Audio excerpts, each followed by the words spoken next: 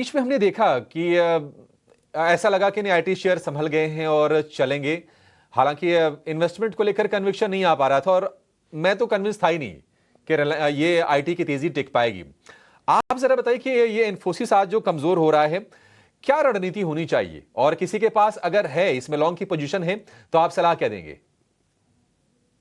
नहीं, अभी वीकनेस है आईटी स्टॉक्स में और इन्फोसिस में भी। अगर हमने देखा कि एक पुलबैक का अटेम्प्ट जरूर लिया था स्टॉक ने in line with other IT stocks, लेकिन सस्टेन नहीं हो पाया वो मूव।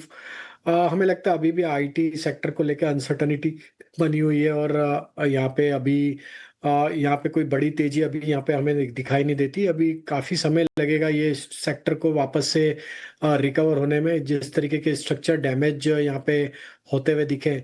तो इन्फोसिस में भी हमें लगता है वापस ये करेक्शन में बढ़ते हुए दिख रहा है। एंड यहाँ पे 1450 के लेवल अगर ये तोड़ता है तो फिर वापस से इसमें डाउन साइड में 1400 की तरफ भी डाउन मूव एक्सटेंड होते हुए दिख सकता है।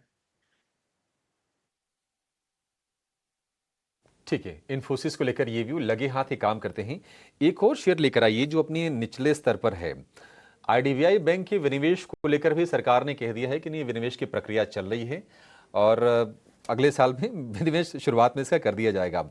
लेकिन हमने देखा था कि 100 रुपए के आसपास तक शेयर गया और वहां से कंटिन्यूअसली इसमें सेलिंग प्रेशर है। 85 रुपीज के भाव हैं। अमोल, एक फटाफट आप जरा व्यू देंगे आईडीबीआई बैंक पर, कहां तक आप इस गिरावट को रुकते हुए देख रहे हैं?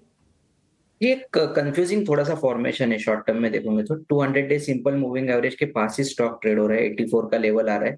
अगर वो लेवल ब्रेक होता है तो मुझे लगता है ये करेक्शन का जो सेटअप है वो और बढ़ेगा। बाउंस बैक एक्सपेक्टेड है, बट मैं बाउंस बैक के लिए वेट करूंगा क्योंकि ये वीक में काफी शार्प करेक्शन आया है। तो आई थिंक मुझे लगता है कि थोड़ा वेट एंड वॉच का अप्रोच रखना पड़ेगा।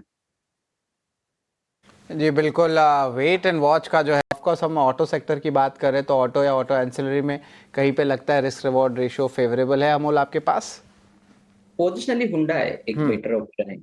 एक तो रैली हुआ है, फिर कंसोलिडेट हुआ है, फिर हायर बॉटम फॉर्मेशन है। सो आई थिंक मुझे लगता है शॉर्ट टर्म के हिसाब से भी मैं देखूं तो भी 2400 का एक इमीडिएट सपोर्ट आ रहा है।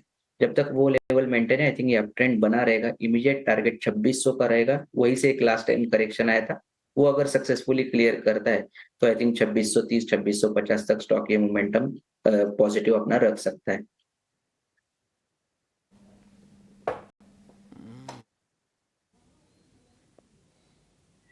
ठीक है, Hyundai को लेकर ये व्यू, थोड़ी सी तेजी हम देख रहे हैं, लेकिन चलिए अब बाजार बंद होने में करीब करीब 6 मिनट के आसपास लगता है पोजिशनली अगर होगा तो क्या इंपॉर्टेंट टारगेट प्राइस और स्टॉप लॉस रखेंगे आप?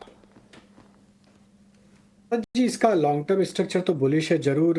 एक करेक्शन हमने पिछले कुछ ट्रेडिंग सेशन में स्टॉक में हायर साइड से आते हुए दिखा है। बट हमें लगता है कि on the down side stock अब अपने ऑलमोस्ट 50 डे मूविंग एवरेज के आसपास ही ट्रेड करते हुए देखने को मिला। 3150 इसके लिए इंपॉर्टेंट सपोर्ट एरिया रहेगा इस डिक्लाइन में।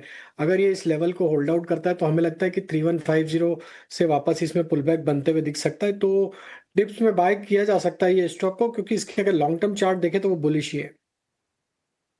बिल्कुल, क्या लेवल्स रहेंगे राजेश? 3150 के आसपास इसको बाय करें और डाउन साइड में 3100 स्टॉप लॉस रहेगा। और अगर हायर साइड पे अगर देखना है तो जो रेजिस्टेंस जोन बना हुआ है अभी वो करीब 3300 के आसपास है। जैसे ही वापस ये 3300 के लेवल को निकालेगा तो वापस स्टॉक में अप ट्रेंड हमें लगता है रिज्यूम होते हुए दिखेगा। तो 3300 पे जो है नज़र ज़रूर रखें। 31